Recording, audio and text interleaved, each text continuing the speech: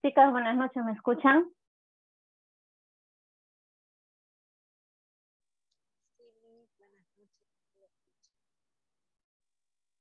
Buenas noches, Miss. Sí. ¿Sí me escuchan? Bueno, chicas, vamos a empezar. A ver, de ahí de repente se van algunos de sus compañeros entrando o ingresando. Bueno, lo que quería recalcarles es que en la semana número 21, en esa semana, vamos a colgar, no se vayan a olvidar de poder colgar sus atlas, en este caso sus atlas de histología, y en esa semana no se olviden, por favor, ingresen porque tienen que dar su examen de procesos el número 4. Ahora, para el examen de procesos solamente se voy a considerar 2 temas, el aparato reproductor y se va a considerar sistema digestivo. Esos son los 2 temas que se van a considerar, aparato reproductor y sistema digestivo.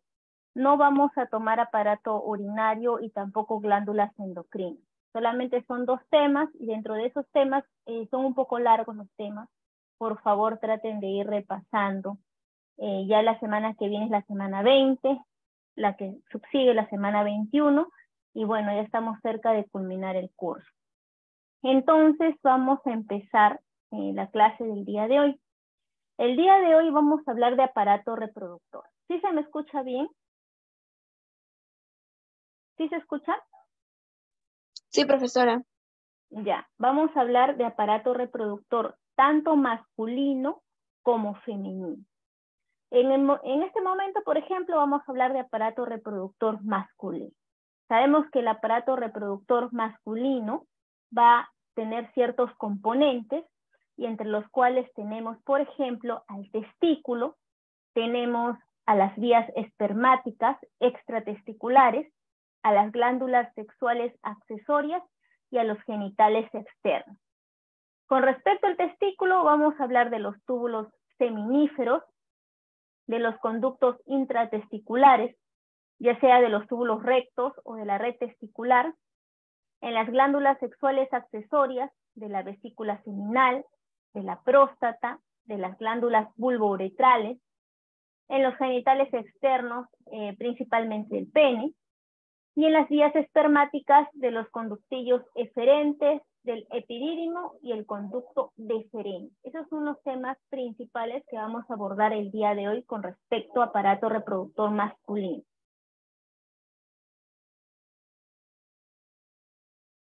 Empezamos hablando del aparato reproductor masculino, principalmente con el testículo.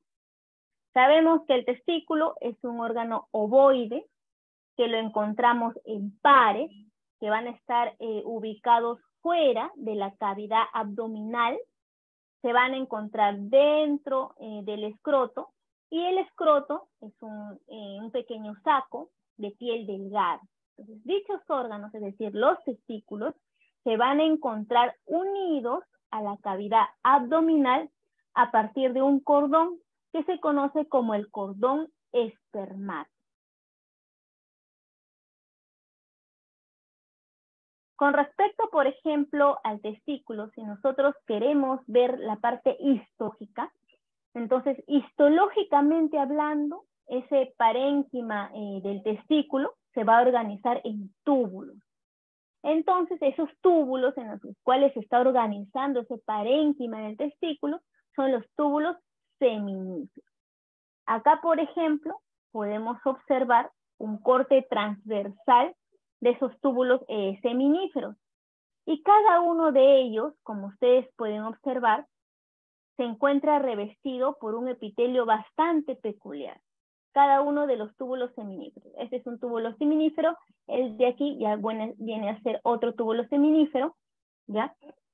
Y si nosotros hacemos zoom, por ejemplo, a esta pequeña parte o esta pequeña porción del túbulo seminífero, vamos a poder distinguir varios estratos celulares o múltiples estratos celulares. Entonces, en los túbulos seminíferos, principalmente va a haber 2 poblaciones celulares. Las células espermatógenas, que mediante múltiples divisiones que mediante múltiples diferenciaciones celulares se van a convertir en células espermáticas. Entonces, esos son principalmente los dos tipos de poblaciones celulares que nosotros vamos a estudiar, teniendo en cuenta que también, bueno, hay diversas celularidades con respecto al tema también de la espermatogénesis, ¿no? Pero principalmente dos tipos de poblaciones celulares. Las células espermatógenas, que como estaba mencionando, van a realizar múltiples divisiones, como ven aquí, y cada una de esas divisiones va a recibir un nombre un nombre específico. Y tenemos también a las células espermáticas.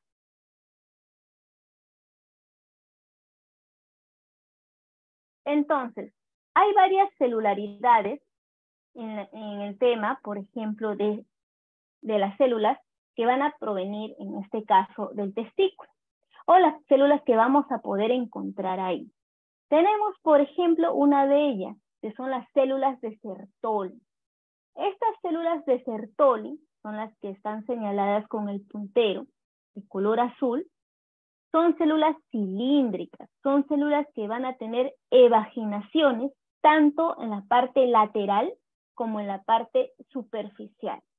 Ahora, el núcleo de estas células, como pueden ustedes estar observando, su núcleo, por ejemplo, se menciona que tienen como una especie de cara abierta, es ovalado y va a presentar ciertas escotaduras. Ahora, si yo, por ejemplo, quiero observar a las células de Sertoli utilizando un microscopio electrónico, puedo observar en ellas, en estas células de Sertoli, cuerpos de inclusión. Esos cuerpos de inclusión, o también denominados cristaloides de Charcot-Böttcher. Ahora, ¿por qué son importantes estos cristaloides de Charcot-Böttcher? Porque, como ustedes están observando, son inclusiones principalmente que se van a encontrar dentro de estas células de Sertoli, que de alguna u otra manera van a permitir que estas células puedan cumplir sus funciones específicas. ¿Y cuáles son esas funciones específicas que tienen las células de Sertoli? Las funciones específicas son, primero, da soporte estructural y metabólico a las células espermatógenas. Entonces, ese soporte estructural y metabólico de las células espermatógenas son dadas por estas células de Sertoli. Además, son importantes porque va a permitir la fagocitosis del citoplasma de las espermátides. ¿Para qué? Para poder formar la barrera hematotesticular. ¿Y cuál es esa función de la barrera hematotesticular? Evitar principalmente ese contacto directo en la maduración, en este caso, de los espermatozoides con el resto del organismo. Y para ello, para producir estas funciones, se tiene que sintetizar una proteína. Y esa proteína que se sintetiza es proteína fijadora de andrógenos. Además, hay otras proteínas también que van a participar, como por ejemplo la inhibina, están también los factores de crecimiento local. Entonces, todo ello, ¿para qué? Para poder dar ese soporte estructural y metabólico a las células espermatógenas. Aquí, por ejemplo, son los cuerpos de inclusión que les estaba mencionando, que se logran observar, en este caso, con microscopía electrónica. Cuerpos de inclusión muy característicos ¿de qué células? De las células de Sertoli, que son estas células que se están señalando con estas flechitas de color azul. Esas son las células de Sertoli. Son células principalmente cilíndricas con evaginaciones, tanto en la parte lateral como en la parte superficial. Luego, ¿qué otras células vamos a poder encontrar? Tenemos las células de Leydig. Esas células, por ejemplo, van a encontrarse rodeando a los túbulos seminíferos. Además, estas células que van a rodear a esos túbulos seminíferos se van a encontrar específicamente ubicadas ¿en dónde? En ese tejido conectivo lácteo. Además, en ese tejido conectivo lácteo, ¿a quién vamos a encontrar? a vasos sanguíneos que van a irrigar los túbulos. Entonces, no se olviden que esa zona, por ejemplo, que yo les estoy mencionando, que va a rodear a los túbulos seminíferos y donde van a encontrarse estos vasos sanguíneos y el tejido conectivo laxo, a esa zona que va a rodear esos túbulos seminíferos se le va a conocer como intersticio. Intersticio. Y cerca de este intersticio, cerca de estos vasos sanguíneos, vamos a encontrar a esas células que les están mencionando. Esas células importantes del testículo, que son las células de Leydig. ¿Cómo son estas células? Son células, por ejemplo, poliédricas, son células grandes, son células eosinófilas, células que van a tener inclusiones, además, lipídicas.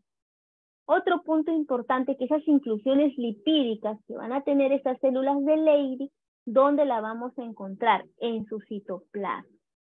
¿Cómo es un núcleo de estas células? Aquí está. Es un núcleo, por ejemplo, que tiene un núcleo redondo y que dentro de él vamos a poder encontrar unos cristales que se denominan cristales de Reinke. Estos cristales de Reinke, por ejemplo, si nosotros queremos observarlo mediante microscopía electrónica, esta es una imagen de una microscopía electrónica. En esta microscopía electrónica nosotros vamos a poder observar a estos cristales de Reinke, que son inclusiones proteicas, que obviamente solamente se van a observar mediante microscopía electrónica. ¿Y por qué son importantes esas células de Leydig? Esas células de Leydig que se encuentran a nivel del testículo. ¿Por qué? Porque ellas van a permitir sintetizar, van a permitir la secreción también de la testosterona, primordialmente en los adultos, ¿sí? En los varones adultos. La secreción y la síntesis de testosterona. ¿Quién produce esa función? Las células de Leydig. No se olviden, células poliédricas, las grandes, que van a presentar inclusiones lipídicas. Luego, ¿a qué vamos a tener? ¿A qué vamos a explicar? Vamos a explicar principalmente de los conductos intratesticulares. Esos conductos intratesticulares, como su mismo nombre lo dice, son conductos que se van a encontrar dentro del testículo. Y además van a tener capas que lo van a recubrir. Estos conductos son la continuación directa ¿de quién? ¿De qué hemos hablado anteriormente? De los túbulos seminíferos, ¿sí? Con la diferencia que, por ejemplo, estos conductos intratesticulares están cubiertos por un epitelio cilíndrico simple. ¿Compuestas por qué? Compuestas por células de Sertoli. Además, estas células de Sertoli se van a encontrar rodeadas ¿de qué? De tejido conectivo laxo. ¿Y qué habíamos hablado anteriormente? Que esa zona se denominaba intersticio testicular. Entonces, eso es lo que corresponde principalmente cuando hablamos de un conducto intratesticular a los túbulos rectos. Este, por ejemplo, es un túbulo recto. No se olviden, en esos túbulos rectos tenemos un epitelio cilíndrico simple compuesto por células de Sertoli. ¿Y dónde se encuentran? ¿O cómo se encuentran rodeadas estas células de Sertoli? Por tejido conectivo laxo.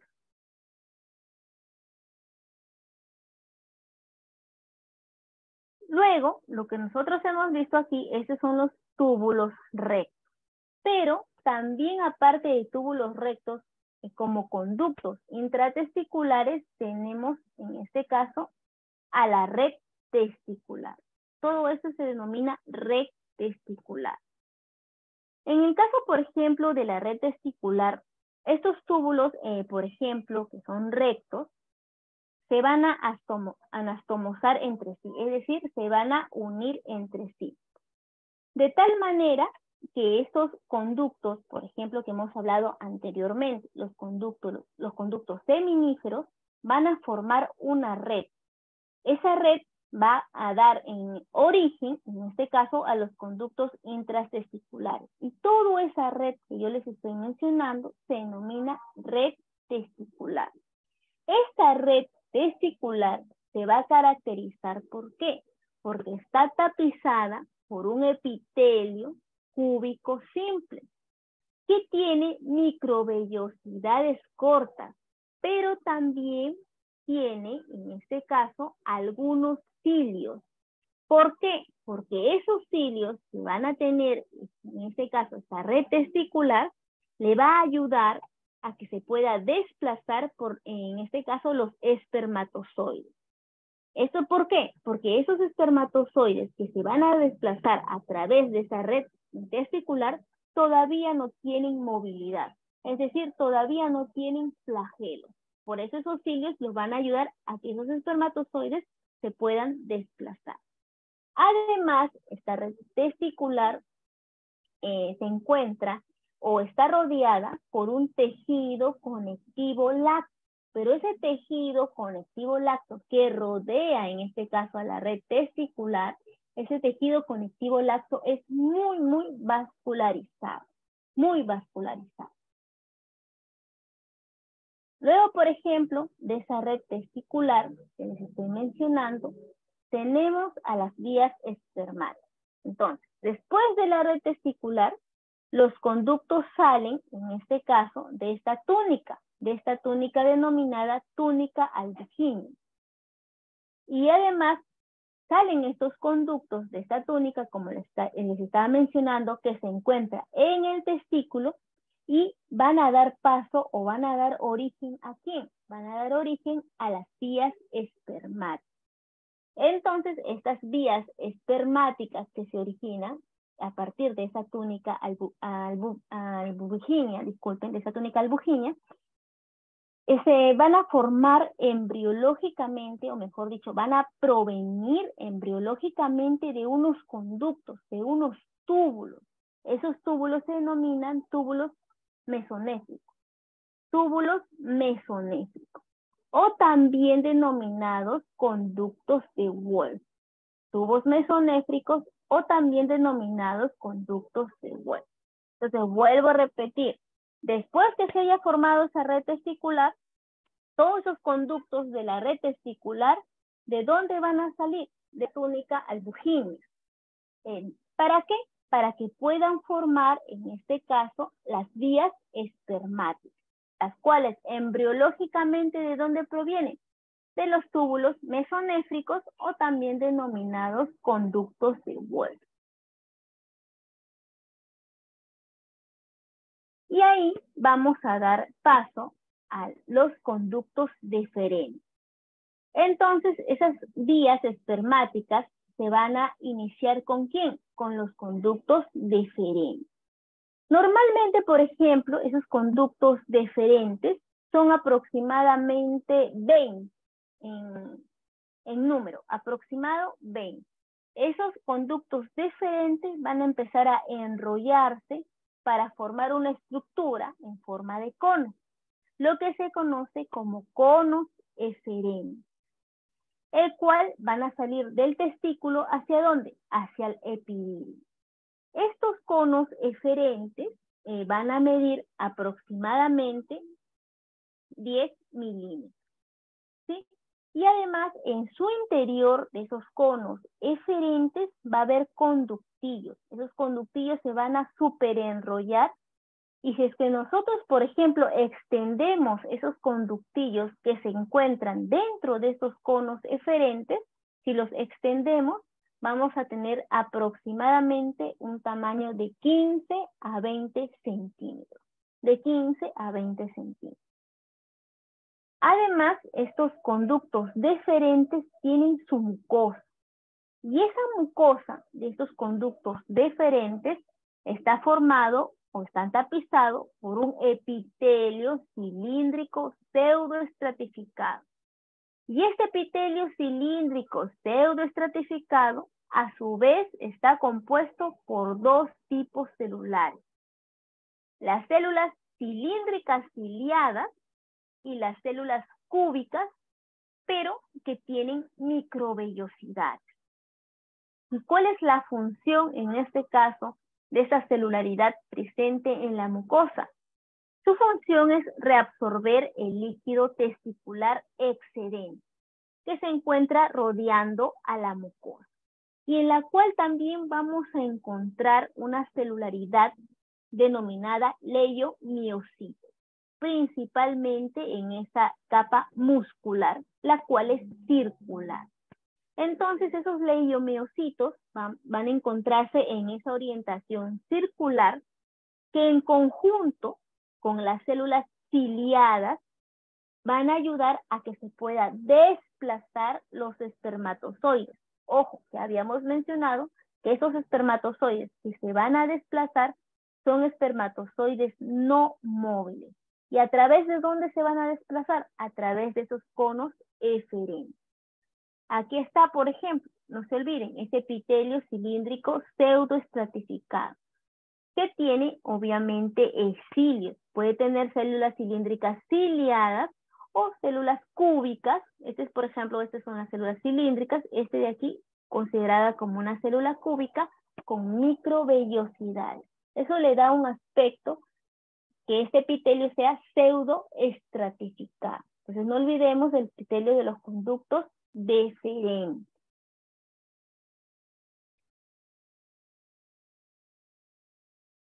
Luego tenemos, por ejemplo, en este caso, al epididio.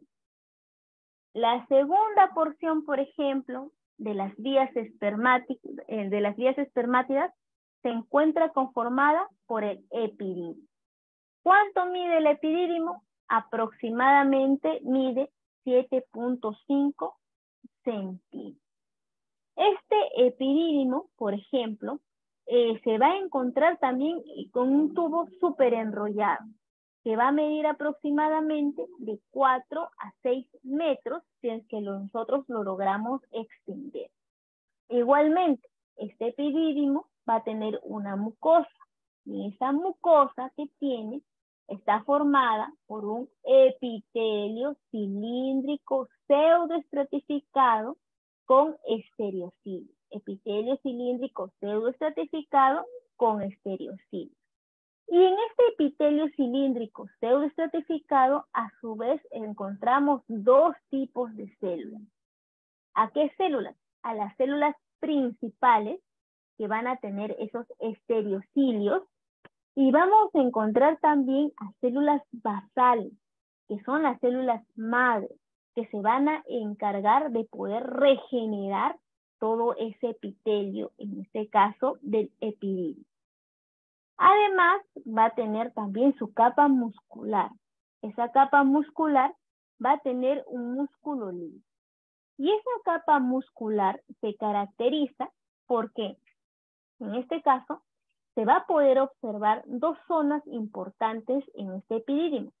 La cabeza y cuerpo del epidídimo, que va a estar rodeada, en este caso, por una capa muscular circular. Mientras que la cola de ese epidídimo va a estar rodeada por una capa longitudinal, sea interna o sea externa. Entonces, ¿y por qué sería importante el epidídimo? El epidídimo es importante porque permite la maduración, permite la movilidad, en este caso de los espermatozoides. Y aparte de la maduración y movilidad de los espermatozoides, ese epidídimo permite la reabsorción de líquido testicular remanente. Además, otra de sus funciones de este epidídimo es la producción de glucoproteínas, van a producir también ácido ciálico, glicerol fosfacolina, ciertas sustancias que van a ayudar a la supervivencia, en este caso, del espermatozoide. Vuelvo a repetir, ¿qué produce? Glucoproteínas, produce ácido ciálico, glicerol fosfocolina, que de alguna u otra manera permiten la supervivencia de estos espermatozoides. teniendo en cuenta también que ese epidídimo es la porción más larga de las vías espermáticas y que dentro de sus funciones, ya habíamos mencionado, permitía esa maduración metabólica, en este caso de los espermatozoides. ¿Pero por qué? ¿Por qué permite la maduración metabólica de los flagelos? Entonces, al permitir esa maduración metabólica de los flagelos, los espermatozoides permiten que tengan una mayor movilidad. Además, es importante en este caso que en el epidídimo también se va a llevar a cabo o va a permitir, por ejemplo, en este caso, que estos espermatozoides realicen la discapacitación. ¿Qué significa que realicen la discapacitación? Es decir, que estas células, es decir, los espermatozoides, puedan llegar intactos a los tubos uterinos. Lleguen intactos a los tubos uterinos, especialmente a una zona denominada ampolla. ¿Para qué? Para que ahí en esa zona se pueda llevar a cabo la fertilización del ovocito. Es por eso que el epidídimo es importante para la maduración, para la movilidad y para la discapacitación del espermatozoide. Es decir, que pueda llegar intacto hacia los tubos uterinos. Y además por la reabsorción del líquido testicular remanente. No se olviden que el epidídimo es la porción más larga de las vías espermáticas. Acá, por ejemplo, podemos observar un corte de un tejido, ¿no? En este caso podemos observar el epidídimo y observamos ahí que hay predominio de qué tipo de células. Células cilíndricas con estereocilios. Células cilíndricas con estereocilios. Además, en algunas porciones de estos túbulos vamos a poder observar células basales. En algunas porciones observamos células basales. Y por ello, por ver esas células basales, se le da como efecto, mejor dicho, que este epitelio sea un epitelio cilíndrico pseudoestratificado. ¿Por qué? Porque se observan células cilíndricas que tienen estereocilios, pero también entre esas células vamos a encontrar células basales. Por lo tanto, se menciona que el epidídimo tiene un epitelio cilíndrico pseudoestratificado. Y lo que nosotros observamos aquí, en esta parte central, es decir, en la luz, en esta parte central, vamos a observar como si fueran pequeños hilos envueltos, ¿no? O enrollados. Estos son los espermatozoides, pero espermatozoides que están en proceso de maduración. Son espermatozoides en proceso de maduración. Entonces ya hemos hablado del epidídimo y ahora la última porción, en este caso de las vías espermáticas, es el conducto deferente. Igual, el conducto deferente también tiene su mucosa. Y la mucosa de estos conductos, es decir, esta es la luz del conducto, esa mucosa del conducto deferente forma como una especie de repliegue. ¿Qué tipo de células van a formar estos conductos deferentes? Están formados por epitelio, igual, cilíndrico, pseudoestratificado con estereocilios. Y aquí hay dos células importantes. Las células principales que tienen estereocilios y las células basales, como ya les habíamos explicado, que corresponde a las células madre. Como hay esa presencia de dos tipos celulares, se señala que, que el epitelio, en este caso del conducto deferente, es un epitelio cilíndrico pseudoestratificado con estereocilios. Por debajo de esa mucosa, por debajo de la mucosa, ¿a quién vamos a encontrar? Vamos a encontrar una gran cantidad ¿de qué? De músculo, rodeando en este caso ese conducto deferente. Esa capa muscular forma este conducto deferente está formado por leiomiosina. Además, en esa capa muscular podemos ver tres porciones importantes. Una capa muscular longitudinal interna y externa y una capa circular muscular en la parte media. Son tres capas que tiene en este caso el conducto deferente con respecto a la capa muscular. ¿Y cuál es la función, por ejemplo, de este conducto deferente? La función principalmente, conjuntamente con la cola del epidídimo, recuerdan que habíamos mencionado que el epidídimo también tiene la parte de su porción de la cola, conjuntamente con la cola del epidídimo, tiene como función el conducto deferente ser el reservorio para los espermatozoides. Se van a esperar el momento justo para poder salir mediante el proceso de la eyaculación. Dando así en este caso, ese proceso, por ejemplo, en este caso de la eyaculación, está dado gracias a las contracciones rítmicas, en este caso, de la gran cantidad de ese músculo que va a rodear, en este caso, los conductos deferentes. Y bueno, nosotros lo conocemos, en este caso, esas contracciones que se van a producir por esa gran cantidad de músculo que está rodeando el conducto deferente, a este proceso se le conoce como orgasmo masculino.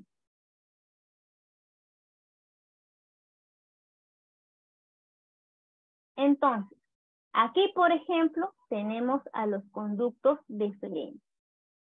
Para poder, por ejemplo, distinguir el conducto deferente, lo más característico para poder distinguirlo de manera histológica es esa capa gruesa que tiene de músculo liso, que va a rodear, en este caso, al conducto deferente. Entonces, esa capa gruesa de músculo liso es lo más característico para yo poder distinguir a estos conductos deferentes. Además, esa luz que se va a encontrar en estos conductos es bastante estrecha. Y otra característica es la formación de esos repliegues, muy característicos en los conductos deferentes. Y si nosotros hacemos un zoom a esta pequeña porción, damos cuenta o podemos observar cómo es el epitelio de esos conductos deferentes. Es un epitelio cilíndrico, pseudoestratificado con estereocidio. Epitelio cilíndrico, pseudoestratificado con estereocidio. Eso es con respecto a los conductos. Pero también nosotros hemos hablado que este aparato reproductor masculino va a tener glándulas sexuales accesorias. Y una de estas glándulas sexuales accesorias son las vesículas seminales. Entonces, las vesículas seminales son glándulas tubulares, son glándulas alargadas y tortuosas. ¿Dónde se van a encontrar? En las paredes laterales de la vesícula.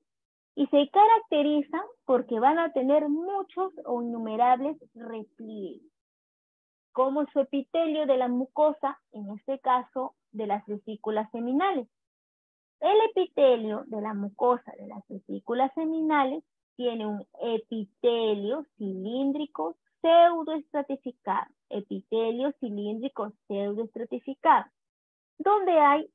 donde se cuenta con dos celularidades muy importantes, células cilíndricas y también células basales. Ya hemos repetido innumerables veces que las células basales son células madres, son células germinales. Y la función, en este caso, de las vesículas seminales es en la secreción de un líquido viscoso, un líquido amarillento que tiene alto contenido de fructuosa. Esa fructuosa que tiene este líquido es el principal aporte energético para los espermatozoides. Pero no solamente hay la presencia de fructuosa, también hay otras sustancias que forman parte de esta secreción viscosa, blanco-amarillenta. Tenemos los aminoácidos, el ácido ascórbico, las prostaglandinas G que de alguna u otra manera formarán parte, en este caso, del semen. Y rodeando las vesículas seminales vamos a encontrar una capa muscular muy delgada, formada por leiomiocito. Entonces, los conductos, en este caso, de la vesícula seminal, al juntarse con los conductos deferentes, van a dar paso al conducto eyaculador. Ya van a dar paso a ese conducto eyaculador, el cual va a ingresar ¿en dónde? En la próstata y se va a conectar con la uretra, uniéndose así, de este modo, las vías espermáticas con las vías urinarias. Entonces no se olviden, los conductos de la vesícula seminal se juntan con los conductos deferentes para dar lugar a este conducto que es el conducto eyaculador, que va a ingresar en este caso a la próstata y se va a unir con la uretra. De tal manera que se va a unir las vías espermáticas con las vías urinarias. Y si nosotros queremos ver histológicamente a las vesículas seminales, podemos observar aquí su epitelio. ¿Qué tipo de epitelio tiene? Un epitelio cilíndrico pseudoestratificado. Además, hay la presencia de estos repliegues característicos, en este caso de las vesículas seminales. ¿Qué podemos observar también? Podemos observar que estos pliegues que yo les estoy comentando se proyectan principalmente hacia la luz de esos conductos. Y esos repliegues están sobre este tejido, que es el tejido conjuntivo. Tejido conjuntivo que es característico, en este caso, de esas vesículas seminales.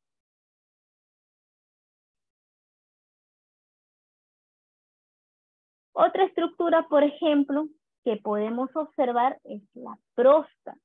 La próstata tiene, por ejemplo, el tamaño y la apariencia similar a la de una nuez. ¿Qué podemos decir nosotros de la próstata? Igual, es una glándula que a su vez está formada o conformada por 30 a 50 glándulas tuboalveolares. La próstata es importante porque se va a organizar en 3 capas.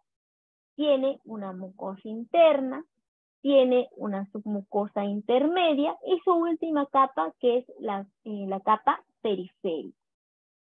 Entonces, todas estas glándulas contarán con todas estas glándulas de manera individual que conforman conjuntamente a la próstata, contarán con estos 3 tipos de capas, como les estoy mencionando.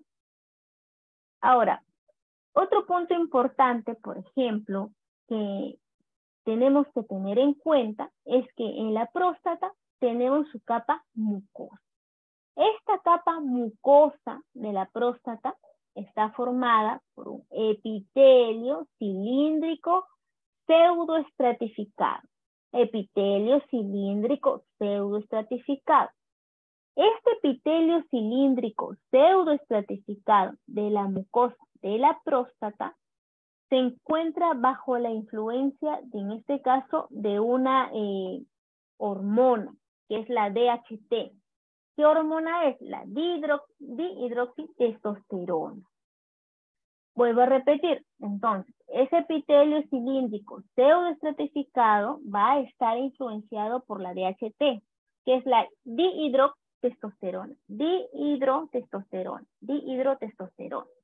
Ahora, esa dihidrotestosterona, disculpen, es una hormona que va a estar organizada o se va a originar por la modificación de ¿qué hormona? De la testosterona.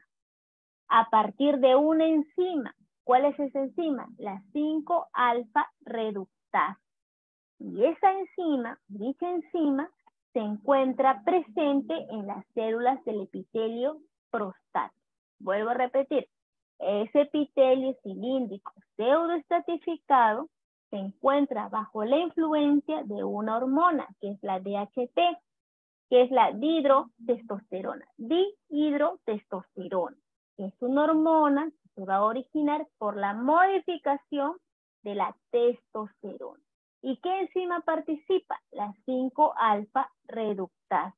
Y esta enzima, ¿dónde la vamos a encontrar? En las células del epitelio prostático. Otro dato importante, por ejemplo, si yo quiero poder distinguir de manera histológica, en este caso, la próstata, es la presencia de unos cuerpos denominados cuerpos amiláceos. Cuerpos amiláceos. ¿Qué son los cuerpos amiláceos?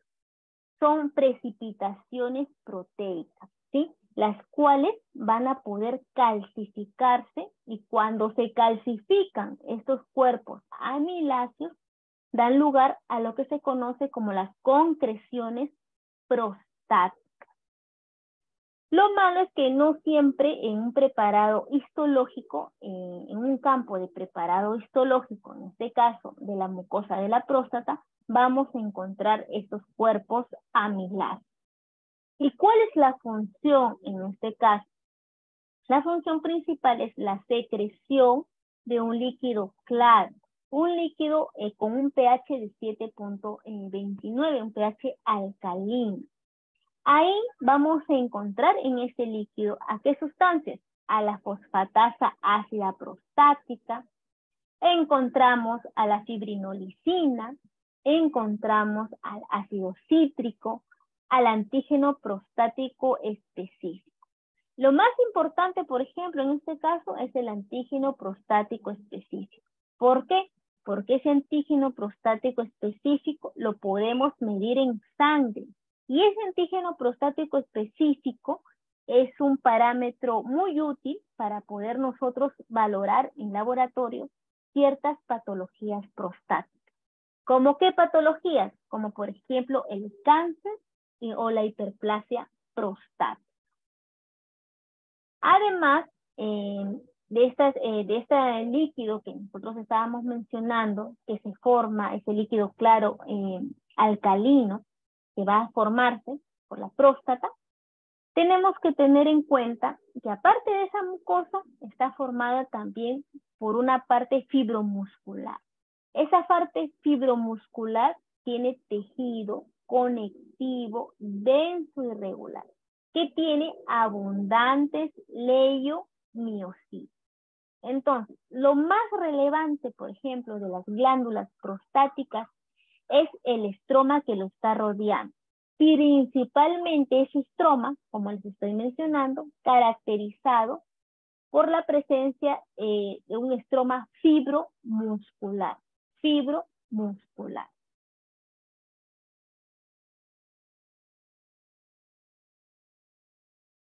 Acá, por ejemplo, tenemos a un preparado, en este caso, de un corte histológico de próstata, una microfotografía de la próstata.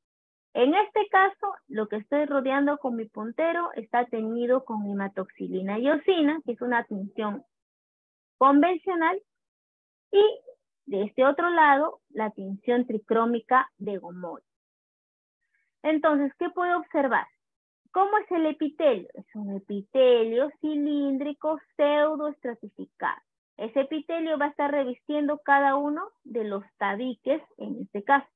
Y además, debajo de este epitelio cilíndrico pseudoestratificado, aquí voy a encontrar a tejido conectivo, denso y regular.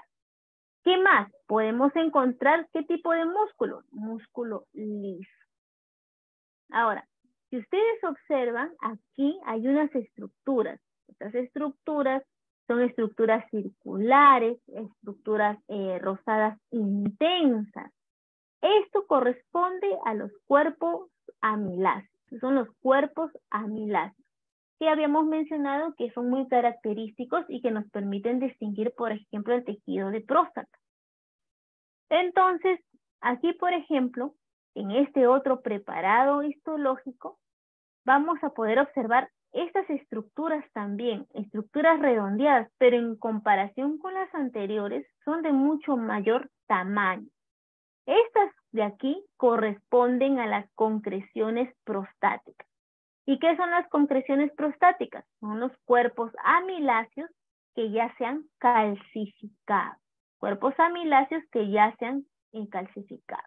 Esta tinción de tricrómica de Gomori nos va a permitir poder visualizar mucho mejor a los miocitos. Estos son los miocitos que se van a encontrar dispersos en este tejido conectivo denso y regular del estrógeno. Son los miocitos dispersos en ese tejido conectivo denso y regular del estrógeno. No se olviden, cuerpos amiláceos, cuando esos cuerpos amiláceos se calcifican, forman lo que denominamos las concreciones prostáticas. Y nosotros seguimos hablando del tema de la próstata. Entonces, lo más relevante anatómicamente hablando e histológicamente hablando, en este caso de la próstata, es que la próstata es una glándula susceptible a tener procesos neoplásicos e hiperplásicos. Por lo tanto, como tiene esa susceptibilidad a poder sufrir procesos neoplásicos e hiperplásicos, los dividen en 4 zonas. En esas 4 zonas tenemos una zona central, una zona periférica, una zona transicional y una zona periuretral. En este caso, por ejemplo, en esa zona central, nosotros podemos decir que va a corresponder al 25% de ese parénquima prostático. Y además, en esa zona central va a estar rodeada por conductos eyaculadores. Ahora, lo más importante, por ejemplo, en este caso, es que los procesos neoplásicos y los procesos de inflamación son poco habituales que se realicen o se den en esa zona central. Entonces, normalmente no se producen esos procesos inflamatorios y no se producen neoplasias en la zona central. Pero tenemos otra zona, que es la zona periférica. Esta zona periférica corresponde al 70% del parénquima prostático. Y además es una zona que va a rodear a la zona central, tanto en la parte lateral como posteriormente, en este caso, de esa zona central. Ahora, lo más relevante es que aquí en la zona periférica de la próstata es donde se va a producir lo más característico, es decir, los procesos de hiperplasia, en este caso, y de neoplasias malignas. Principalmente va a ocurrir las neoplasias malignas. En este 70%, en este caso del parénquima prostático, que corresponde a la zona periférica. Entonces, la mayor cantidad de neoplasias malignas se produce en esta zona. Es por ello que se menciona que aquellos hombres o aquellos varones que tienen más de 40 años y que tienen riesgo a padecer, por ejemplo, cáncer de próstata, se le recomienda realizar un tacto rectal.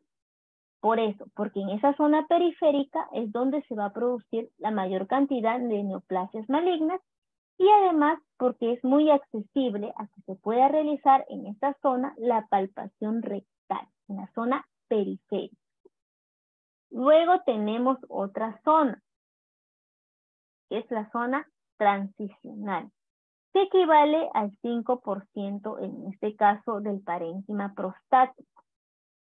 Además, en esta zona transicional vamos a encontrar glándulas mucosas. Y en esta zona transicional es donde se puede producir procesos de hiperplasia prostática benigna. Hiperplasia prostática benigna en zona transicional. Neoplasia maligna en la zona periférica. En este caso, cuando hablamos, por ejemplo, de hiperplasia prostática benigna, nos estamos refiriendo que va a haber un aumento, en este caso, del volumen de la próstata. Y ese aumento del volumen de la próstata puede originar, por ejemplo, la obstrucción de la uretra.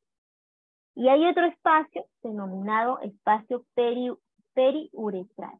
Y ese espacio periuretral que abarca menos del 1%, en este caso del parénquima prostático, está formado por glándulas mucosas y submucosas.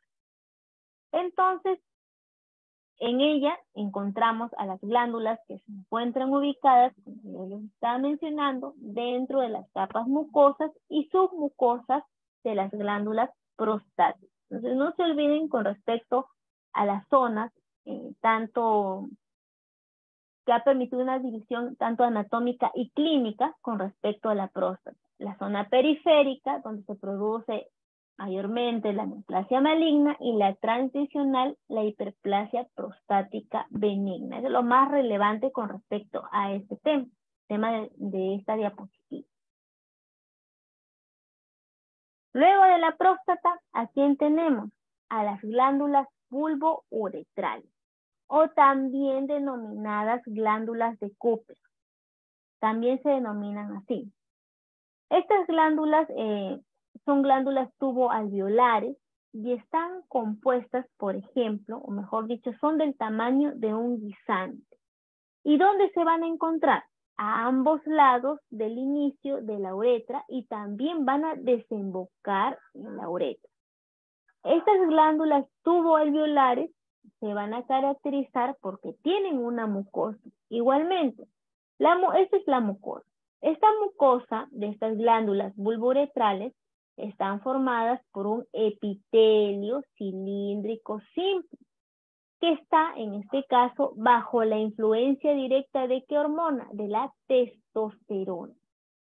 Entonces, la función, en este caso, de estas glándulas vulvouretrales es la secreción de un líquido mucoso, un líquido claro, con alto contenido de galactosa, alto contenido de ácido siálico y metilpentosas, que de alguna u otra manera le permiten que actúen como lubricante y como amortiguador. No se olviden, las glándulas vulvouretrales tienen un epitelio cilíndrico simple en su mucosa, que es su mucosa, epitelio cilíndrico simple, que está bajo la influencia de esa hormona, de la testosterona. Y luego tenemos al semen. Entonces, las glándulas accesorias que hemos mencionado en las diapositivas anteriores son importantes debido a que al conjunto de sus secreciones van a dar como resultado el líquido seminal, que al juntarse con los espermatozoides van a formar al semen. El semen es un líquido que va a proveer nutrientes. Por ejemplo, tenemos o está formado por aminoácidos, por citratos y fructosa, que conjuntamente van a permitir dar la protección a los espermatozoides. Además, el semen tiene un pH de 7.7, un pH que de alguna u otra manera va a permitir neutralizar ese medio ácido, en este caso vaginal. Es decir, que tienen un pH de 7.7 porque al exponerse, es decir, cuando tenemos a los espermatozoides y van a ingresar en contacto con la vagina, va a permitir que pueda neutralizar ese pH del ambiente vaginal. Entonces, el semen está compuesto por espermatozoides. Un mililitro tiene aproximadamente 100 millones de espermatozoides y además está compuesto por líquido seminal. Ese líquido seminal tiene vesículas seminales de un 65 o un 75%. Está formado por la próstata, de líquido proveniente de próstata, de 25 a 30%, de líquido testicular de 2 a 5% y un pequeño porcentaje, es decir, un 1% de líquido proveniente de las glándulas vulvouretrales. Mayormente son líquidos provenientes de las vesículas seminales de un 65 a un 75%. Y finalmente, como genitales externos del aparato reproductor masculino, vamos a tener al pene. Entonces, histológicamente hablando, la estructura peniana es bastante particular y está compuesto por un tejido erecto. Este tejido eréctil del pene es un tejido conjuntivo lácteo que tiene abundantes fibras elásticas, así como leiomiocitos. Además, tiene terminaciones nerviosas y vasos linfáticos. Este tejido, por ejemplo, en este caso del pene, se organiza en 3 tubos alargados que van a formar el cuerpo del pene. 2 de estos tubos van a estar orientados en la parte dorsal, aquí, en la parte dorsal, y van a formar lo que se conoce como el cuerpo cavernoso, que recibe este nombre debido a que el tejido eréctil tiene cavernas irregulares vasculares. Y además podemos encontrar en ellos a los almohadillas subendoteliales de leiomiocitos.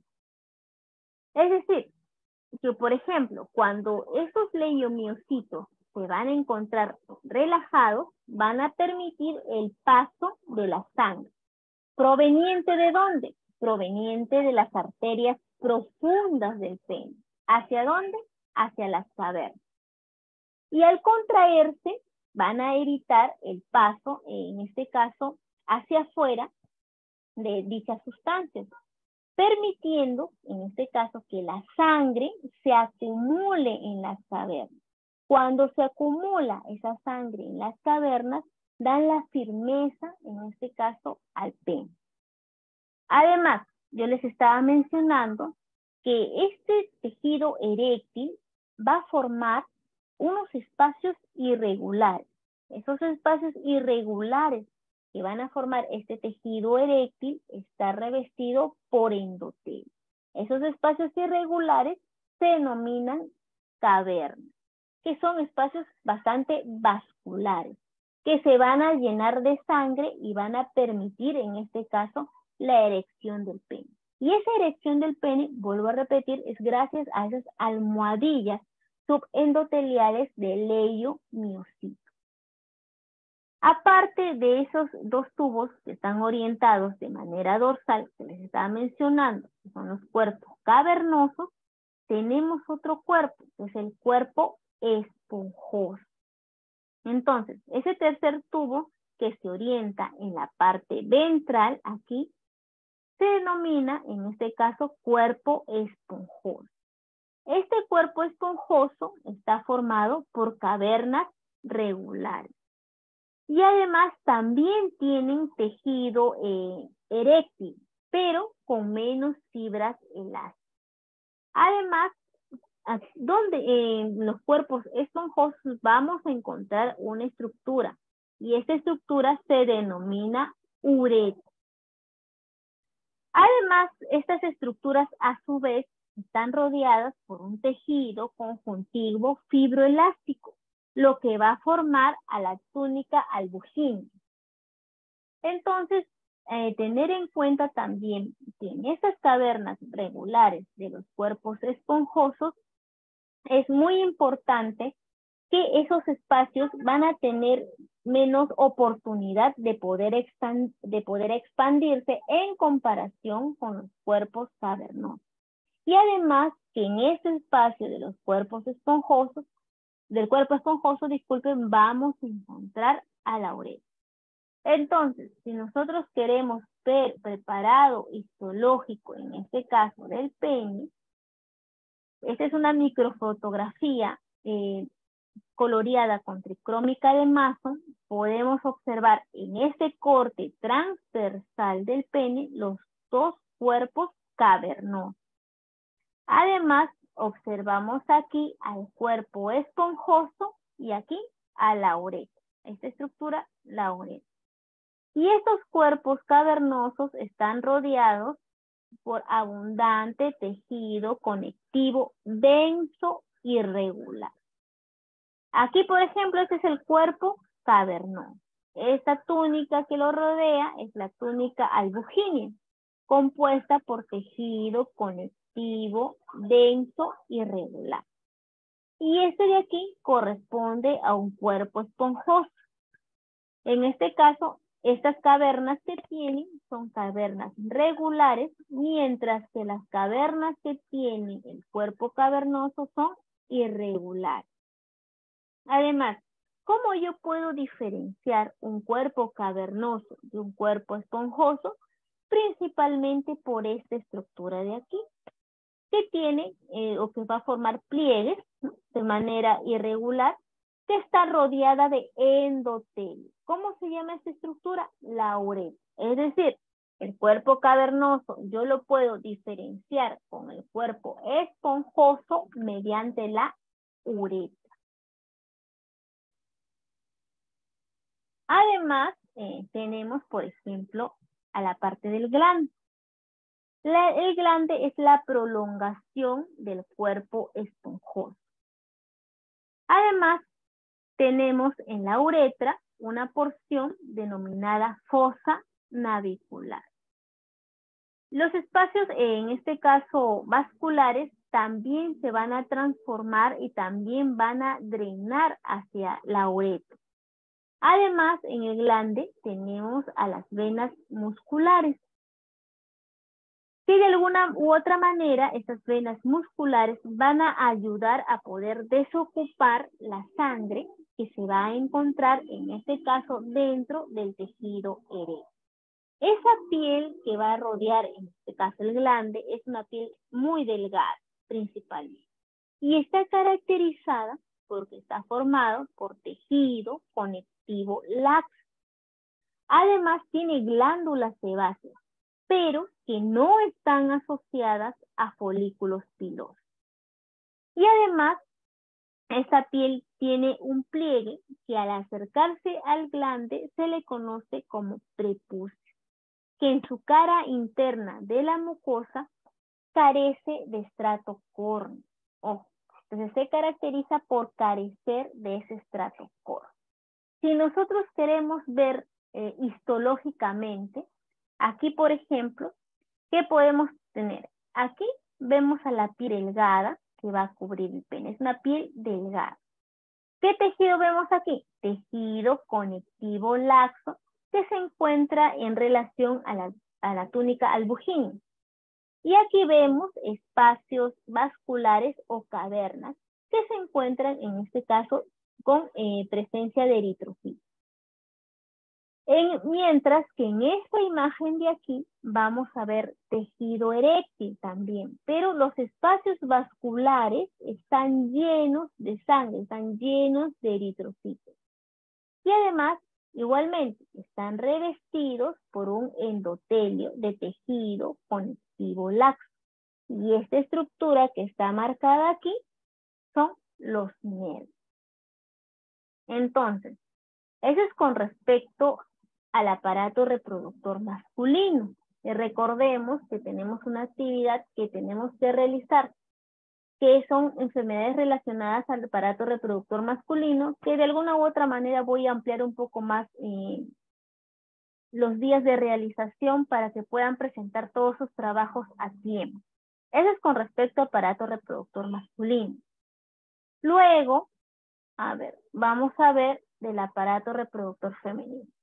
Al final, por favor, chicos, me dicen quiénes son los que están escuchando la clase para de alguna u otra manera poder aumentar algunos puntos para su evaluación de proceso.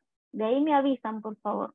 Si es que pueden cambiar sus codificaciones.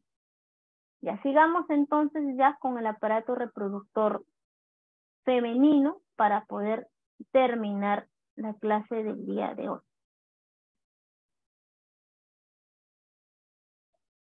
Entonces, ya hemos hablado de aparato reproductor masculino. Ojo, el tema de aparato reproductor masculino y femenino va a venir en el examen de proceso final. Por favor, traten de poder observar de nuevo los videos y de realizar algunos apuntes también.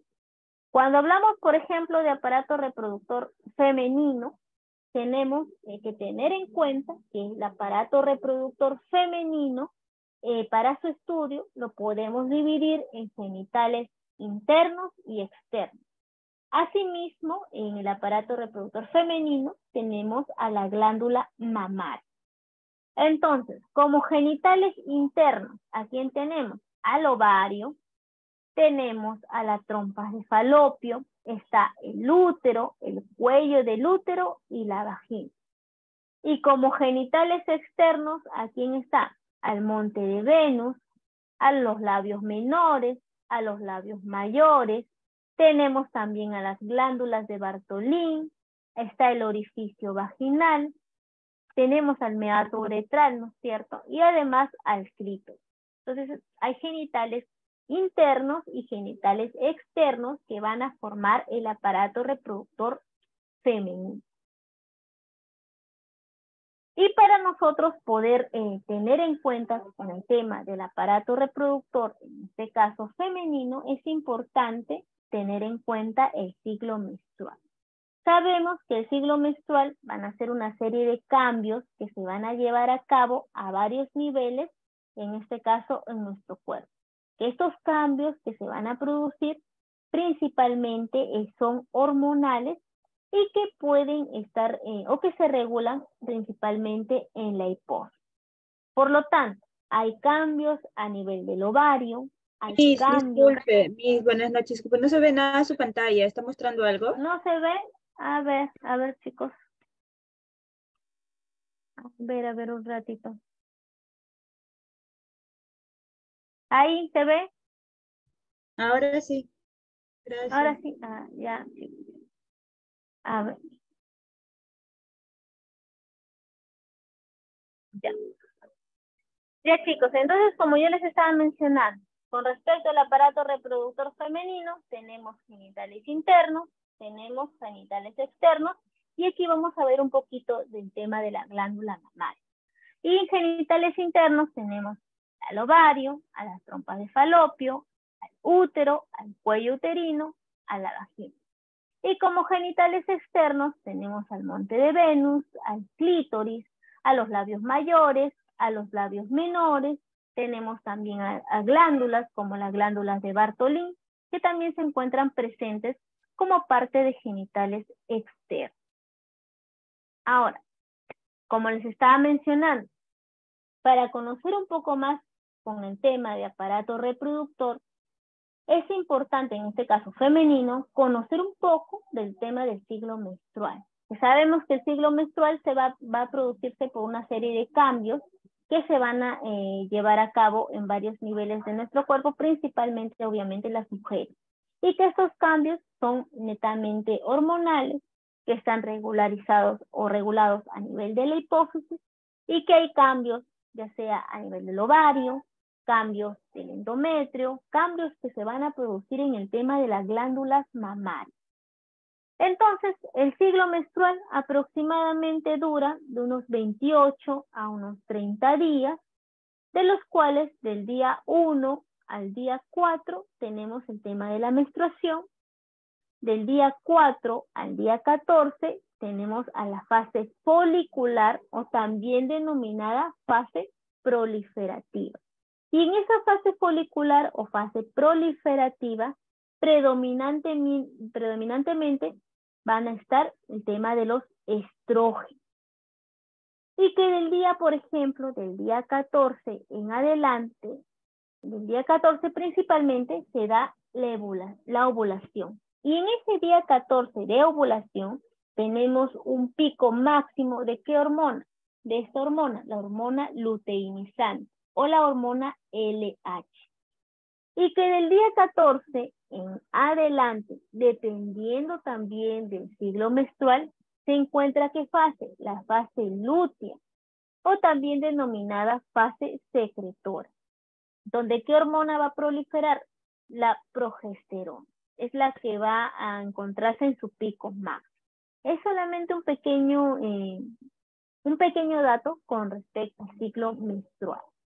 Entonces, teniendo en cuenta eso, nosotros sabemos, ya lo hemos mencionado, que en el aparato reproductor femenino va a haber genitales, en este caso femeninos, que van a ser externos.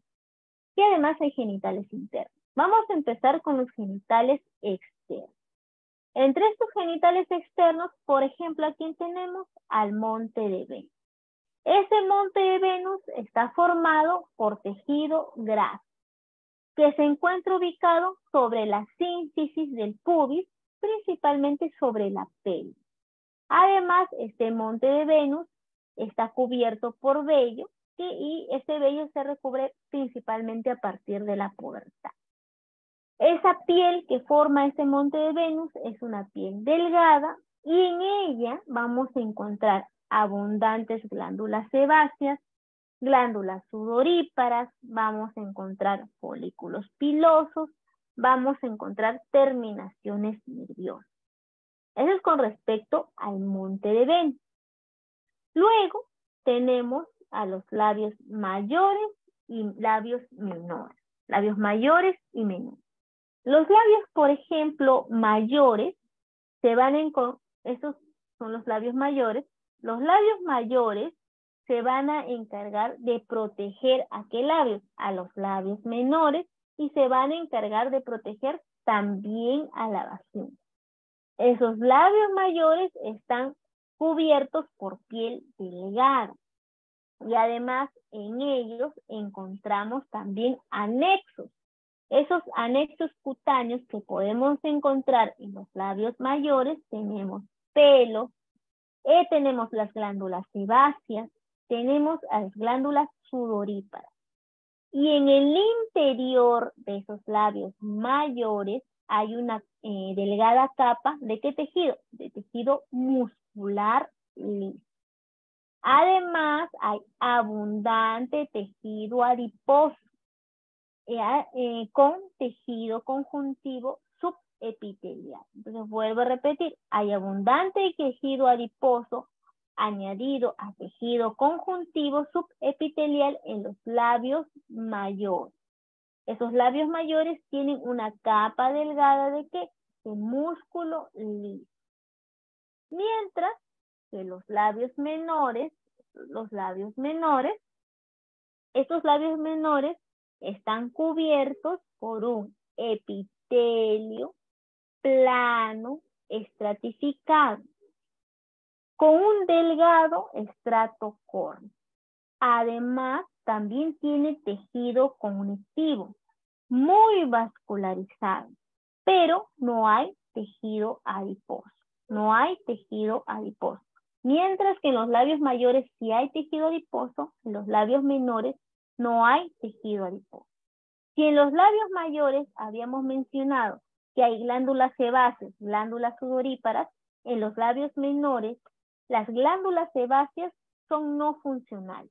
No hay folículos pilosos, no hay glándulas sudoríparas en los labios menores. Esa es la diferencia en relación a los labios mayores. Y además sabemos que los labios menores están cubiertos por los labios mayores y además están en contacto con el vestíbulo, es decir, con la entrada y con la vagina. Entonces no olvidemos cuál es la diferencia entre los labios mayores y menores. Que los labios mayores tienen abundante tejido adiposo, tienen anexos cutáneos como glándulas sebáceas, glándulas sudoríparas, tienen también folículos pilosos, mientras que los labios menores no hay folículos pilosos, no hay glándulas sudoríparas. Las glándulas sebáceas que tienen son glándulas sebáceas no funcionales. Entonces no se vayan a olvidar esa diferencia entre las glándulas, entre los labios mayores y los labios menores. Luego vemos el vestíbulo. ¿Qué es el vestíbulo? El vestíbulo es la hendidura formada entre los labios menores. ¿Ya? Entre los labios menores se va a formar una hendidura. Esta hendidura se conoce con el nombre de vestíbulo. Y ese vestíbulo está formado por un epitelio plano estratificado sin estrato córneo. ¿Qué quiere decir eso? Es lo mismo que yo decir un tejido epitelial poliestratificado plano no queratinizado. Es lo mismo. No queratinizado significa sin estrato córneo. Ahora, en ese vestíbulo que yo les estoy mencionando, que es la hendidura que se forma entre los labios menores, vamos a encontrar glándulas vestibulares. Estas glándulas vestibulares pueden ser de dos tipos. Las glándulas de Bartolín, las que están aquí, glándulas de Bartolín, o pueden ser las glándulas de Sene. Entonces, estas glándulas de Bartolín son glándulas vestibulares mayores. Son glándulas vestibulares mayores que van a ser principalmente, son dos pares y además tienen su mucosa. Entonces, ¿dónde se encuentran ubicadas estas glándulas de Bartolín? Estas glándulas de Bartolín se encuentran ubicadas aquí, a la salida de la vagina. Entonces, las glándulas de Bartolín son glándulas vestibulares mayores en pares, es decir, son dos, que se encuentran ubicadas en ambos lados, ¿sí? En la salida de la vagina. Además, es de origen mucoso también estas glándulas de Bartolín. Y tenemos las glándulas de Sneke, que se denomina así, y que son glándulas vestibulares menores. Glándulas vestibulares menores. También se denomina esquena. Glándulas vestibulares menores. Esas glándulas vestibulares menores se encuentran aquí en contacto con el meato urinario. Las glándulas vestibulares menores de Skene también se encuentran en contacto con el meato urinario. No se vayan a olvidar. Y también tienen, por ejemplo, un origen mucoso. No se vayan a olvidar. Dos glándulas vestibulares. Las glándulas de Bartolín y las glándulas de Skene. Luego del vestíbulo tenemos al clítoris. En este caso, esta estructura de aquí se denomina clítoris. Es una estructura eréctil, en cierto modo es homólogo al pene. Está cubierto, en este caso el clítoris, por una piel delgada, que resulta de la unión de los labios menores. Y también, en este caso, esa piel delgada, muchas veces lo conocen como prepucio. Este clítoris tiene un tejido conectivo subepitelial y es bastante vascularizado. Y además, en el clítoris también está formado por cuerpos cavernosos que tienen una gran inervación, lo que le hacen bastante sensible. Entonces, esa sensibilidad del clítoris es gracias a esa gran inervación que se van a encontrar en esos cuerpos cavernosos. Acá, por ejemplo, podemos observar la cabeza del clítoris, aquí los cuerpos cavernosos, los brazos del clítoris y además la relación que tienen estos con el bulbo vestibular y con la vagina. Bulbo vestibular y la vagina. No se olviden. El homólogo, en este caso del pene, en las mujeres es el clítoris. Luego del clítoris vamos a hablar, en este caso, ya de las estructuras internas de la vagina. Disculpen, las estructuras internas del aparato reproductor femenino. Estas estructuras internas, una de ellas, tenemos a las trompas de falopio. Las trompas de falopio, como ustedes ven aquí, estas son las trompas de falopio, son tubos que se encargan de comunicar, en este caso, al ovario con el útero. Comunican el ovario con el útero. Estas trompas de falopio van a tener 4 partes bastante marcadas. Tienen el infundíbulo, este de aquí es el infundíbulo, que es una porción dilatada que se encuentra en contacto con el ovario. Tienen otra porción denominada ampolla, que es de aquí, la ampolla, que también es una porción dilatada. En esta zona de la ampolla, la trompa de falopio, es donde se va a llevar a cabo la fecundación, en esta zona de la ampolla, acá. Luego, tienen otra parte denominada istmo, que es esta porción de aquí. El istmo, que es la porción más estrecha de la trompa de falopio, Y por último, tiene otra porción llamada intramural, que es esta. La porción intramural es donde la trompa de falopio va a entrar en contacto con el útero. La trompa de falopio entra en contacto con el útero en esa zona intramural. Entonces, eso es con respecto a las 4 partes importantes que va a tener la trompa de falopio: el infundíbulo, la ampolla, el istmo y la parte intramural. Infundíbulo, ampolla, istmo, zona o parte intramural. Histológicamente, esta trompa de falopio está formada por 3 capas: una capa mucosa, una capa muscular y una capa serosa. En su capa mucosa de la trompa falopio tiene un epitelio cilíndrico simple con células ciliadas y secretoras, también conocidas como células intercalares. Debajo de ese epitelio cilíndrico simple, aquí tenemos al tejido conectivo, que va a formar parte de la lámina propia. Rodeando esa túnica mucosa, aquí tenemos a una túnica muscular, que puede ser, en este caso, pueden ser de 3 formas o 3 capas. Una capa externa y una capa interna. Pero esa capa interna es circular y también longitudinal.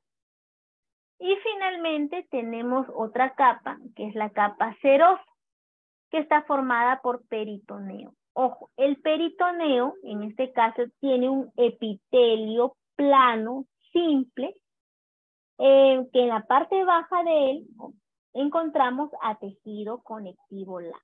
Entonces, ese peritoneo, si forma parte de la túnica serosa de la trompa de falopio, tiene un epitelio plano simple. Debajo de ese tejido epitelial, aquí encontramos a un tejido conectivo laxo. Esas son las 3 capas, en este caso, de las trompas de falopio. Y si nosotros queremos ver, por ejemplo, aquí, vemos a este epitelio. Epitelio cilíndrico simple con células ciliadas y secretoras. Ese es el epitelio de las trompas de falopio, también denominadas, en este caso, células intercalares. Y debajo de ellas aquí encontramos a tejido conectivo. Tejido conectivo. Luego de las trompas de falopio tenemos otra estructura denominada útero. El útero se caracteriza porque es un órgano hueco. Es un órgano hueco que va a tener una gran o una gruesa capa muscular.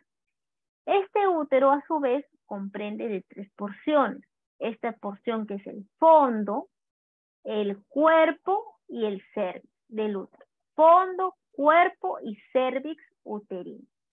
Y si quiero hablar histológicamente cómo está formado ese útero tiene 3 capas: endometrio, miometrio y perimetrio. La porción interna, esta, endometrio, porción interna, endometrio. Luego viene el miometrio. Todo esto de aquí es el miometrio. Y finalmente el perimetrio. Entonces, endometrio, miometrio y perimetrio. Esas son las 3 capas histológicamente hablando del útero. Tenemos, por ejemplo, el endometrio. El endometrio está formado por glándulas tubulares que lo vamos a encontrar en las láminas propias. Este es el endometrio. Glándulas tubulares que lo vamos a encontrar en la lámina propia. Este endometrio tiene un epitelio cilíndrico simple. Además de tener ese epitelio cilíndrico simple, en el endometrio vamos a encontrar a células secretoras. Y las glándulas tubulares del endometrio, ¿dónde se van a encontrar? En la lámina propia. En la lámina propia. Ahora, aquí por ejemplo vemos el endometrio, vemos el miometrio y vemos la parte externa, el perimetrio. Este perímetro, por ejemplo, va a tener dos porciones. Una porción serosa y aparte tiene una porción adventicia. Y en esa porción adventicia encontramos a tejido conectivo. Ahora, en el endometrio, en esta estructura, lo que estamos viendo primero, en el endometrio, es el lugar donde se va a insertar el óvulo. Y además, parte de insertarse el óvulo es el lugar que se va a desprender durante la menstruación en caso no haya fecundación. En caso no haya un embarazo, ese endometrio es el que se va a desprender. Y ese endometrio es en el endometrio donde se va a insertar el óvulo, que en este caso, por ejemplo, de repente si hay fecundación, ahí vamos a encontrar el óvulo, se produce la fecundación, y si es que hay fecundación, el endometrio no va a eliminar. Pero si es que no hay fecundación, entonces el endometrio, si no hay embarazo, ese endometrio sí va a desprenderse y va obviamente a salir mediante la menstruación. Ese endometrio entonces tiene dos capas, una capa funcional y una capa basal. La función que yo he mencionado, por ejemplo, que es la zona donde se va a insertar el óvulo y que se va a desprender, en este caso, cuando se produzca la menstruación, es la capa funcional. Entonces, la capa funcional es la que se desprende y es donde se inserta al óvulo, mientras que la capa basal es la que va a dar origen a las otras capas, es decir, va a dar origen a la capa funcional. Esas son las dos capas que va a presentar el endometrio. La funcional, la que se desprende, y la capa basal, que va a dar origen, en este caso, a la capa funcional. Acá, por ejemplo, tenemos nosotros el endometrio. En el endometrio, ¿qué podemos observar? Aquí tenemos el epitelio. Aquí tenemos esas glándulas, que son las glándulas tubulares, que se van a extender ¿hacia dónde? Hacia la lámina propia. Tenemos en el endometrio una capa funcional, que es la que se va a desprender, y la capa basal, como habíamos mencionado, da origen a esa capa funcional. ¿Qué más podemos tener ahí? Tenemos a las arterias. Tenemos a la arteria recta. Esta arteria recta, ¿dónde se va a originar? En las arterias arqueadas, ¿ya? Que se encuentran ¿en dónde? En el miometrio. Posteriormente, esas arterias rectas van a dar origen a estas arterias de aquí, que son las arterias espiraladas, que se encuentran ¿dónde? En la capa funcional del endometrio. Entonces, no se olviden, la capa funcional es la capa que se va a desprender, mientras que la capa basal es la capa que va a dar origen, en este caso, a la capa funcional. Por lo tanto, la capa basal no se va a desprender. Y si se desprende la capa funcional, ¿con qué tipo de arterias es la que se va a desprender? Se va a desprender con estas arterias espiraladas. ¿Por qué? Porque las arterias rectas y las arterias arqueadas, ¿dónde se encuentran? En el miometrio. Mientras que esas arterias espiraladas, ¿dónde se encuentran? En la capa funcional del endometrio. Entonces, el endometrio, que es esta estructura de aquí, se va a desprender. Y aquí podemos ver, por ejemplo, en este caso, a la capa basal del endometrio, que tiene una tonalidad mucho más basosa. Y en esta parte de la base, al miometrio. Entonces, este endometrio va a sufrir diversos cambios dependiendo en qué etapa se encuentren, en qué etapa hormonal se encuentren. Si encontramos en la etapa proliferativa, si nos encontramos en la etapa secretora o si nos encontramos en la menstruación. Por eso, el endometrio puede sufrir esas modificaciones que les estoy mencionando. Por ejemplo, acá tenemos un endometrio en el estado menstrual. Entonces, en el estadio menstrual, por ejemplo, va a marcar el inicio del ciclo menstrual. Es decir, ¿de qué día? Del día 1 al día 4. Se caracteriza este endometrio menstrual porque hay una descamación de la capa funcional del endometrio que les estaba mencionando. Y además, en este endometrio menstrual nos podemos dar cuenta que vamos a encontrar la contracción, en este caso, ¿de qué arterias? De las arterias helicoidales o arterias espiraladas que yo les estaba mencionando. Esas arterias espiraladas o arterias helicoidales es que las que van a originar ese sangrado, en este caso que se va a desprender del endometrio. Aquí, por ejemplo, vemos, ¿no?, el endometrio menstrual, donde que va a descamarse con la menstruación, y vemos todo está lleno, por ejemplo, de sangre, todo se encuentra de manera irregular, y va a ser eliminado en el proceso de menstruación. Luego tenemos, por ejemplo, aquí un endometrio proliferativo. Este endometrio proliferativo, aquí principalmente tenemos la influencia de una hormona. ¿Qué hormona? Los estrógenos. ¿Desde qué día podemos ver un endometrio proliferativo? Del día 5 al día 14 aproximadamente. Esa mucosa que va a formar parte de este endometrio proliferativo aproximadamente mide de 1 a 3 milímetros. Las células que forman parte de ese endometrio proliferativo pueden ser células cúbicas o células cilíndricas altas. Células cúbicas o células cilíndricas altas.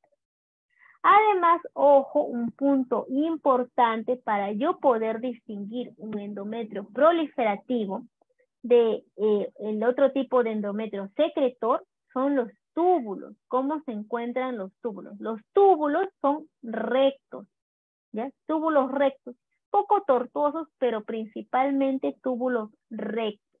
Glándulas tubulares rectas que se observan en el endometrio proliferativo. Mientras que en el endometrio secretor, la hormona que predomina, en este caso, es la progesterona.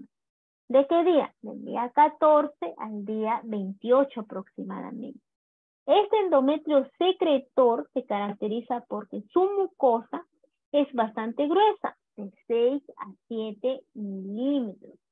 Otro punto importante que yo puedo distinguir este endometrio secretor son esas glándulas, miren, las glándulas medias tortuosas, glándulas que ya no son rectas, sino tienen una forma de S. Son glándulas que van a encontrarse llenas de glucógeno. Ya es principalmente eso, esas glándulas tortuosas llenas de glucógeno, aserradas, lo que en alguna u otra manera lo mencionan así, que van a tener vacuolas. Esas vacuolas, como las menciono, llenas de glucógeno. De esa manera se puede distinguir al endometrio secretor del endometrio proliferativo. En el endometrio secretor, característico, esas glándulas tortuosas en forma de S. ¿Y qué hormona es la que va a predominar en esta fase del endometrio secretor? La progesterona.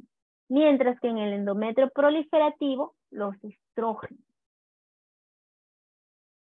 Luego tenemos al miometrio. Este miometrio es una de las capas más gruesas, ya que el útero es un órgano contráctil. Entonces, ¿cuánto aproximadamente mide ese miometrio? Aproximadamente 2 centímetros de espesor. Además, está formada por una capa muscular lisa que tiene a su vez 3 capas de fibra. ¿De qué forma? Pueden ser longitudinal interna y externa y una fibra circular media. Ese miometrio es una capa que de alguna u otra manera va a crecer y además va a proliferarse en el embarazo. Además, tiene la función de dar las contracciones uterinas. ¿Ya? Aparte, en ese miometrio vamos a encontrar una capa circular. Y esa capa circular del miometrio, aquí, está caracterizada por la presencia de esas células, de esas arterias, disculpen, rectas, que se van a originar a partir de ¿qué arterias? De las arterias arqueadas. No se olviden, esas arterias rectas y las arterias arqueadas las vamos a encontrar en el miometrio, mientras que esas arterias helicoidales las vamos a encontrar en la capa funcional del endometrio y son las que se van a eliminar en el proceso de menstruación. Luego de las capas, en este caso que habíamos mencionado, el endometrio, miometrio, perimetrio, tenemos o vamos a hablar del slip o cuello uterino. Entonces, la parte terminal del útero, en este caso, se le denomina cervix o cuello uterino. Tenemos dos partes, el endocervix, que está en la parte interna, endocervix y el exocervix. Endocervix y exocervix. Ahora, el endocervix, ¿qué tiene? Tiene un epitelio cilíndrico con células secretoras y ciliadas. Mientras que el exocervix tiene un epitelio plano estratificado. Ahora es un epitelio plano estratificado, obviamente no queratinizado. Y además, entre las paredes de ese cervix o cuello uterino encontramos tejido conectivo denso. Entonces, en el exocervix hay glándulas seromucosas. Estas glándulas seromucosas, que son las glándulas que producen moco, van a facilitar y van a evitar, en este caso, de alguna u otra manera, el paso de los espermatozoides dependientes de la etapa hormonal. Ahora, es importante tener en cuenta que va a haber una zona también que se denomina zona de transición de epitelios. Esta zona de transición de epitelios es bastante importante. ¿Por qué? Porque va a permitir el cambio de un epitelio a otro. Entonces, esta zona de transición de epitelios, que muchas veces lo conocemos como unión escamo-columnar, es una zona donde hay una mayor susceptibilidad de poder, donde se pueda producir cambios de tipo maligno. Es decir, en esa zona es donde se puede originar cáncer cervicuterino. Y esa zona de transición es donde va a haber un cambio de un epitelio plano, estratificado, no queratinizado, a un epitelio, de un epitelio cilíndrico a un epitelio plano, estratificado, no queratinizado. Un epitelio cilíndrico proveniente del endocervix a un epitelio plano, estratificado, no queratinizado, proveniente del exocervix. Esa unión de transición de epitelios se llama unión escamo-columnar. Luego tenemos a la vagina, que es un tubo fibromuscular. Aquí está la vagina, en este caso aquí. Un tubo fibromuscular que mide aproximadamente de 8 a 9 centímetros.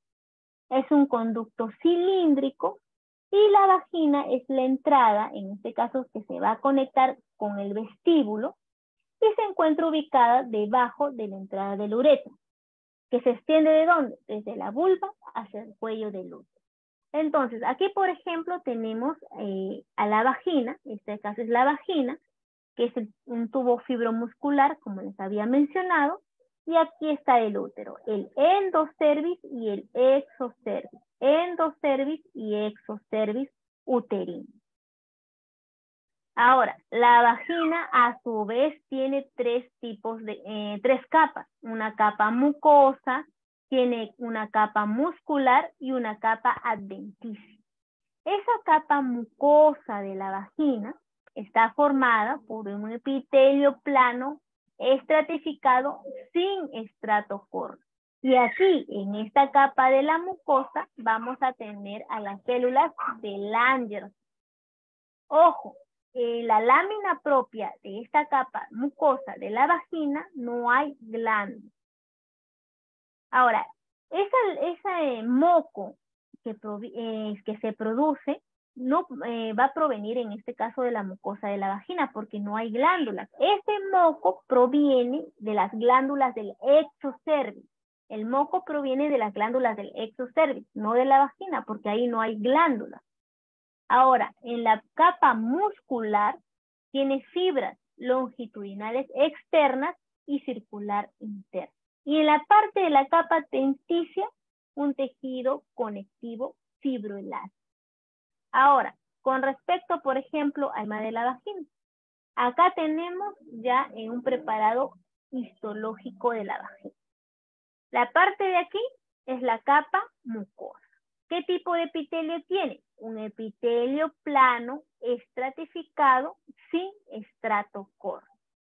Ahora, las células que van a encontrarse en este tipo de epitelio son células que tienen glucógeno. Ese glucógeno de esas células son importantes porque se van a degradar en ácido láctico.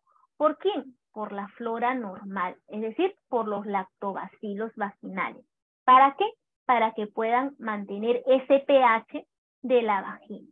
Entonces, si ustedes ven a las células que forman parte de este epitelio plano estratificado, ven que estas células no se van a colorear. Y no se colorean, ¿por qué?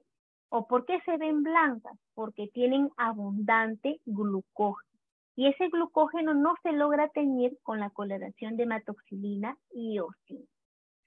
Además, debajo de este tejido epitelial estratificado plano sin estrato córneo, aquí debajo tenemos a la lámina propia. Esa lámina propia que no tiene la presencia de glándulas. Por lo tanto, ese moco no es producido en esta zona porque no hay presencia de glándulas. Luego tenemos a la capa muscular que ya les había mencionado, que pueden ser longitudinal y circular de manera dispersa, ¿ya? Además, podemos encontrar a la capa adventicia. En esta zona no se ve la capa adventicia, pero que esa capa adventicia tiene un tejido conectivo denso que es bastante inervado. Ahora, eso es con respecto al epitelio de la vagina. Pero como ya hemos visto, y finalmente con respecto al aparato reproductor femenino, tenemos a la glándula mamaria. Las glándulas mamarias son glándulas tuboalveolares, que están compuestas aproximadamente de unos 15 a unos 20 lóbulos y van a desembocar ¿en dónde? Van a desembocar en el pezón. Y además vamos a tener ahí a esos conductos lactíferos que luego van a formar lo que se denomina el seno galactóforo. Ahora, acá tenemos, por ejemplo, las glándulas mamarias. Ahí están los ductos lactíferos mamarios, ¿no? Que van a formar parte de lo que es el lóbulo y van a desembocar en lo que son los senos lactíferos y para dar parte finalmente a lo que es el pezón, por donde van a salir, en este caso, si es que la persona está dando de lactar, la leche. Ahora, con respecto, por ejemplo, a la glándula mamaria, tener en cuenta lo siguiente. Esa es la parte externa de la glándula mamaria. En esa parte externa tenemos a la areola. Esa areola está formada por una piel delgada y además esa areola es bastante pigmentada y que tiene arrugas y leiomiositis. Además, vamos a encontrar a glándulas, como por ejemplo las glándulas de Montgomery, o también denominados tubérculos de Montgomery, que son glándulas apocrinas. Y finalmente vamos a tener al pezón. Y en el pezón es la salida donde van a desembocar todos los senos galactóforos. Entonces, cuando nosotros queremos ver histológicamente o poder diferenciar la glándula mamaria, tengo que tener en cuenta las dos fases en las cuales la puedo encontrar. Una forma inactiva de la mama o una mama en lactancia. Cuando tenemos, por ejemplo, una mama inactiva, esta se va a caracterizar porque va a tener gran cantidad de tejido adiposo alrededor y además tiene tejido conectivo. Y el tejido glandular presente en esta glándula, en esta mama inactiva es escaso. Mientras que en una mama en lactancia vamos a encontrar, en este caso, que la progesterona va a ejercer un efecto trófico. ¿En dónde? En los túbulos alveolares. De tal manera que hace que esas mamas proliferen y por lo tanto se observe esa mama de la lactante, ¿no es cierto? Que tiene en este caso, abundantes lobulillos secretores que han crecido, es decir, que se han hipertrofiado. Entonces podemos ver, por ejemplo, a una mama histológicamente en reposo y a una mama, en este caso, de una persona lactante. En este caso, por ejemplo, de una mama en reposo, es como si lo comparáramos con un arbolito en otoño. Es decir, sin hojas, pero tiene conductos, pero en este caso los alvéolos que se encuentran en las mamas no están desarrollados. Estos son los alvéolos, no se encuentran desarrollados, y además en una mama en reposo hay una gran cantidad de tejido conectivo. Mientras que una mama en lactante es como si fuera un arbolito, es decir, un árbol en primavera donde todo está floreciendo. En este caso, por ejemplo, en una mama de la lactante hay aumento de estrógeno, aumento de progesterona. Además, esto hace que haya una ramificación, en este caso, de los conductos. Además, hay una hipertrofia de los alvéolos también. Y que la prolactina es importante porque esa prolactina va a permitir la estimulación de la producción de la leche. Y que en el posparto, obviamente, hay la producción del tema del calor. Esas son las dos diferenciaciones en cuanto a una mama en reposo con una mama de la lactancia. Entonces, de esa manera, como les estaba mencionando, se va a terminar el tema de aparato reproductor femenino. No se olviden de poder realizar sus actividades también. Ahora, hasta ahí, por favor. Es importante que puedan cumplir con sus actividades a tiempo y también que de alguna u otra manera no se olviden de poder subir su atlas también a tiempo, por favor, porque ya es las últimas semanas, normalmente en esas últimas semanas, tener en cuenta que nos dan poco tiempo para poder colocar las notas. Entonces, hasta ahí, chicos, dejen por favor en el chat el nombre de todas aquellas personas que han estado presentes para de alguna u otra manera tener alguna consideración en cuanto a su evaluación de procesos de la semana que se va a dar en la semana número 21. Por favor, ahí coloquen sus nombres. Hay unos 2 compañeros más que están con sus codificaciones que no puedo distinguir quiénes son. Entonces, hasta ahí es la clase del día de hoy. Por favor, traten de ir repasando. Ya sé que son los temas bastante amplios, pero de alguna u otra manera, traten de ir repasando aquellos, ya nos faltan casi 2 semanas para terminar. Entonces, chicos, nos vemos la siguiente semana a tratar de repasar. No se olviden, aparato digestivo y sistema reproductor son los 2 temas que van a venir, en este caso, en el examen de la semana número 21. Aparato digestivo y aparato reproductor, ¿ya? Por favor. Entonces, nos vemos la siguiente semana, chicos. Déjenme sus nombres, por favor, para poder apuntarlos. Y si me ponen su sección también, por favor. Entonces, nos vemos, chicos. Cuídense. Hasta la siguiente semana. Traten de repasar.